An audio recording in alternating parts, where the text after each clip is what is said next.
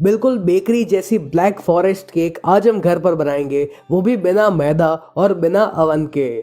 और आज तो हम ये ब्लैक फॉरेस्ट केक की रेसिपी बना रहे हैं, लेकिन आपको और कौन सी केक की रेसिपीज देखनी है ये आप मुझे कमेंट्स में ज़रूर लिख कर बताइएगा, ताकि मैं आपके साथ वो सारी रेसिपीज जल्द से जल्द शेयर कर सकूँ। तो शुरू करते हैं इस ब्लैक फॉरेस्ट केक की रेसिपी को। सबसे पहले यहाँ पर इम्पोर्टेंट चीज ये है कि आपके पास एक बड़ी सी कढ़ाई होनी चाहिए। कढ़ाई की जो साइज है ना वो उतनी होनी चाहिए कि आपका जो केक का डिब्बा है वो इस कढ़ाई के अंदर आसानी से फिट हो जाए।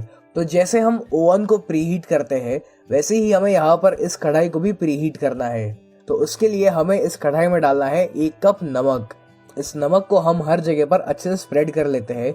और ऐसा नहीं है कि आपने एक बार इस नमक को इस्तेमाल कर लिया तो आप इसको वापस इस्तेमाल नहीं कर पाओगे। आप जितनी भी बार बेकिंग करोगे तो आप इसी नमक को बार बार यूज कर सकते हो।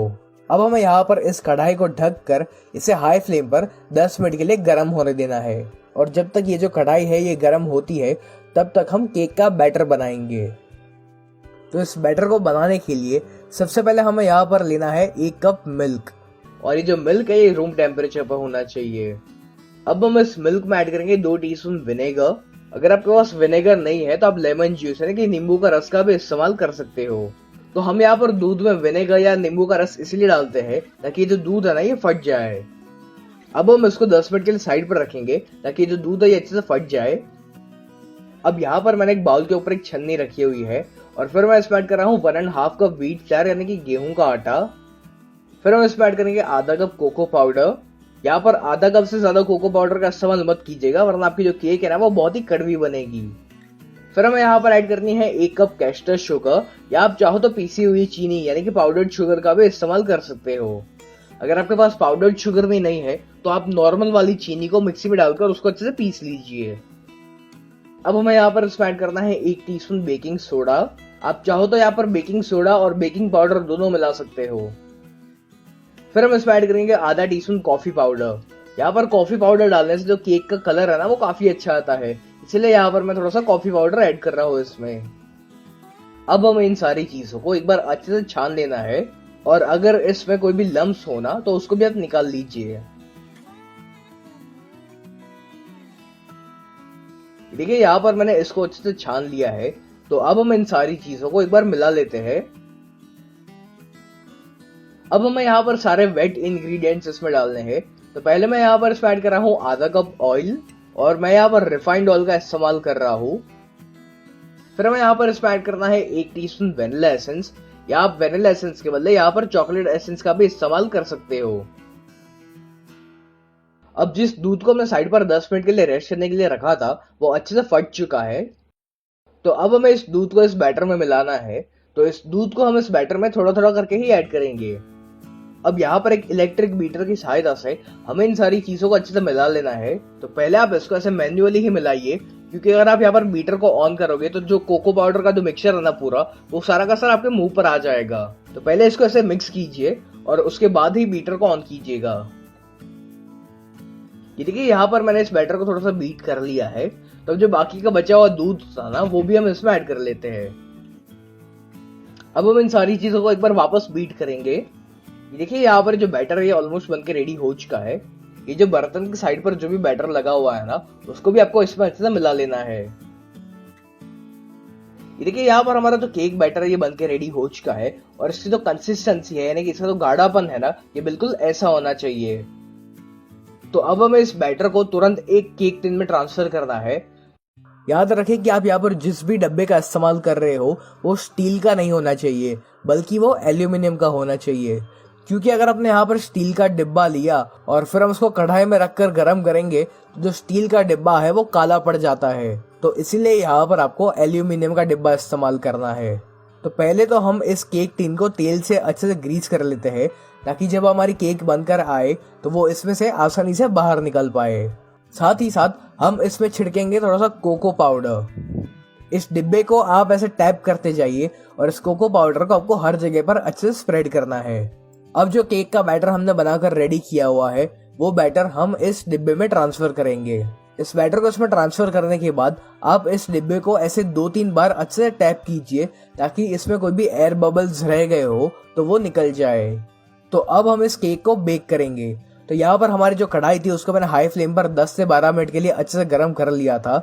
तो अब हम इस कढ़ाई के बीच में रखेंगे एक स्टैंड, और फिर इस स्टैंड के ऊपर हमें ये केक का डिब्बा रखना है। अब इस कढ़ाई को ढककर हमें इस केक को मीडियम फ्लेम पर लगभग 25 से 30 मिनट के लिए पकाना है। याद रखें कि जो गैस की फ्लेम है वो ना ही स्लो पर होनी चाहिए और ना ही हाई होनी चाहिए। गैस को आपको मीडियम फ्लेम पर ही रखना है। और जिनके पास ओवन है वो पहले ओवन को 180 डिग्री पर 10 मिनट के लिए प्रीहीट कर लीजिए, और फिर जब ओवन प्रीहीट हो जाए उसके बाद केक को इसमें रख कर आपको इसे 20 से 25 मिनट के लिए 180 डिग्री पर पकाना है।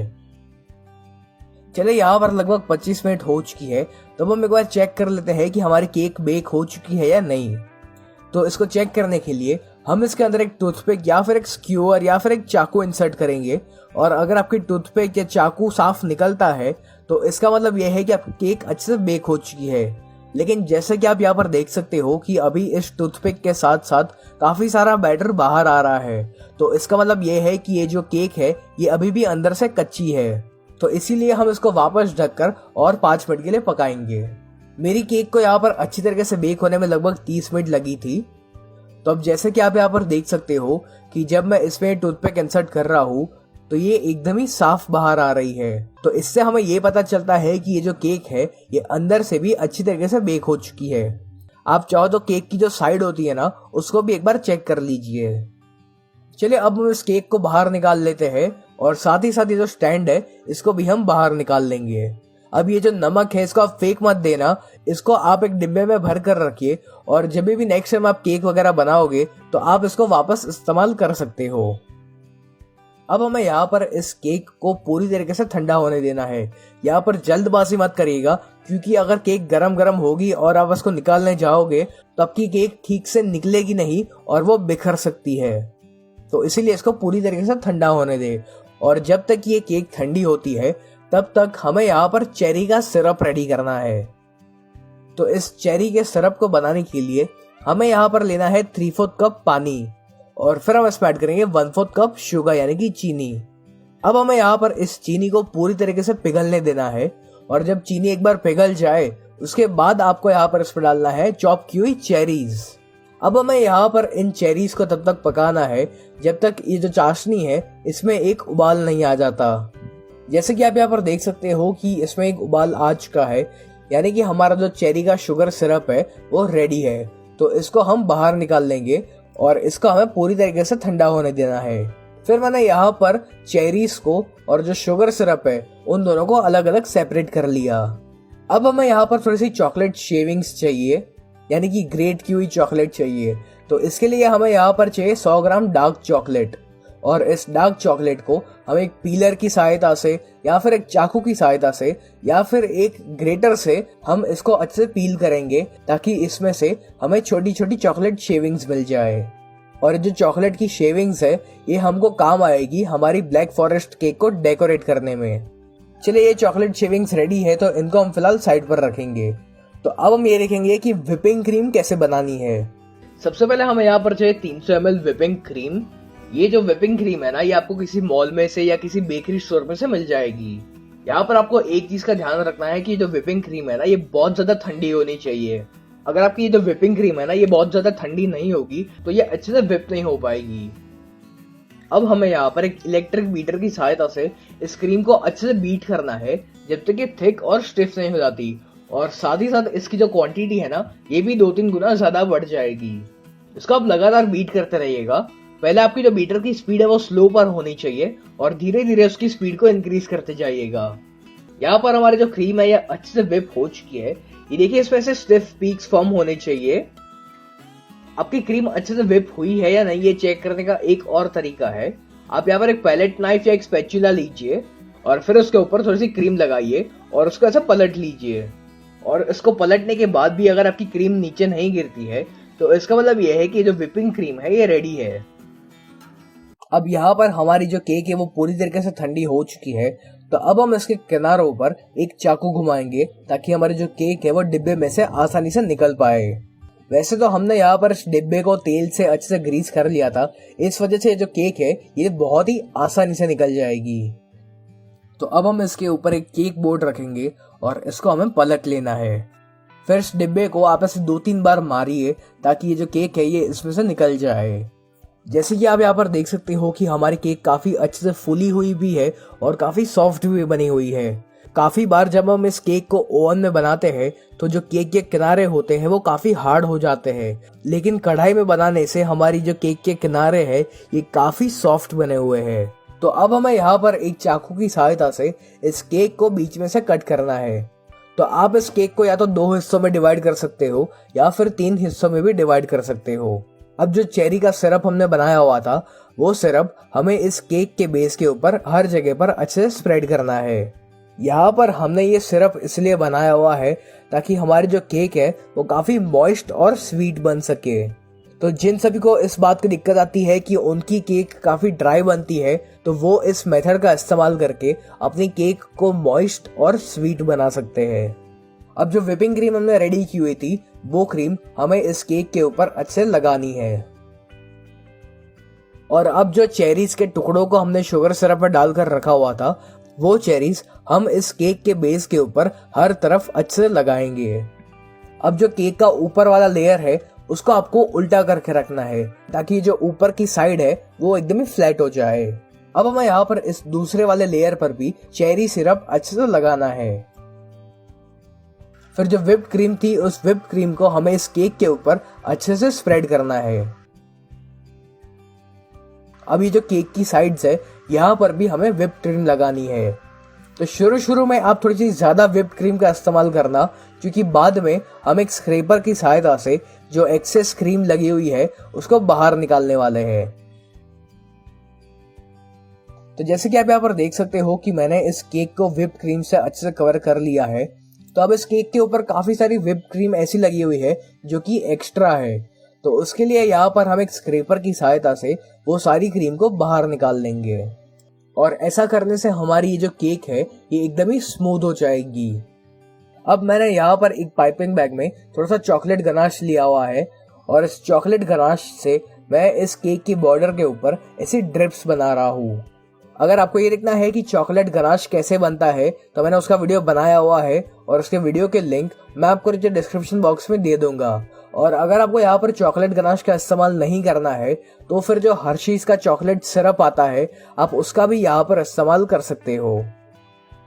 अब इस केक को डेकोरेट करने के लिए मैं यहाँ पर ये स्टार टिप नोजल का इस्तेमाल कर रहा हूँ और इससे आप अलग अलग डिजाइन वगैरह बना सकते हो। तो आज मैं इस केक के ऊपर स्वर्ल्स बना रहा हूँ। तो ये जो स्वर्ल्स है इसको बनाने के लिए आपको पहले बाहर की तरफ एक सर्कल बनाना है और फिर आप अपने हाथ को बीच की तरफ लेकर आइए और आपकी ये जो स्वर्ल डिजाइन है ये बनकर रेडी हो जाएगी। तो इसी तरह पूरी केक के ऊपर हमें ये डिजाइन बनानी है। आप चाहो तो अपने पसंद अनुसार और कोई डिजाइन भी बना सकते हो। अब इस केक की नीचे की तरफ भी मैं एक बॉर्डर रेडी कर रहा हूँ और ये जो डिजाइन मैं बना रहा हूँ इसको कहते हैं शेल्स। इस डिजाइन को बनाने के लिए आपको एक जगह पर थोड़ी सी क्रीम लगानी है और फिर आप अपने हाथ को आगे लेकर जाइए और फिर हाथ को थोड़ा सा उठाकर आपको उसे पीछे लेकर आना है। अब जो चॉकलेट शेविंग्स हमने बनाए हुए थे वो चॉकलेट शेविंग्स हम इस केक के बीच में लगाएंगे और कुछ चॉकलेट के बड़े बड़े टुकड़े भी मैं यहाँ पर इसमें लगा रहा हूँ। यहाँ पर हमारी ब्लैक फॉरेस्ट केक ऑलमोस्ट बनकर रेडी हो चुकी है और सबसे आखिर में हमें इस केक के ऊपर थोड़ी सी चेरीज लगानी है। तो लीजिए यहाँ पर हमारी ये बहुत ही बढ़िया सी कढ़ाई में बनाई हुई ब्लैक फॉरेस्ट केक रेडी है। ये दिखने में बिल्कुल प्रोफेशनल बेकरी जैसी केक लगती है और जब आप इसको खाओगे ना तो आपको पता भी नहीं चलेगा कि आपने ये बिना मैदा के बनाई हुई है। तो अब हम इस केक को कट कर लेते हैं और देखते हैं कि ये जो केक है ये अंदर से कैसी दिखती है। तो है ना ये केक बिल्कुल बेकरी जैसी। तो कैसी लगी आपको ये ब्लैक फॉरेस्ट केक की रेसिपी और आपको और कौन सी केक की रेसिपीज देखनी है ये आप मुझे कमेंट्स में जरूर लिखकर बताइए।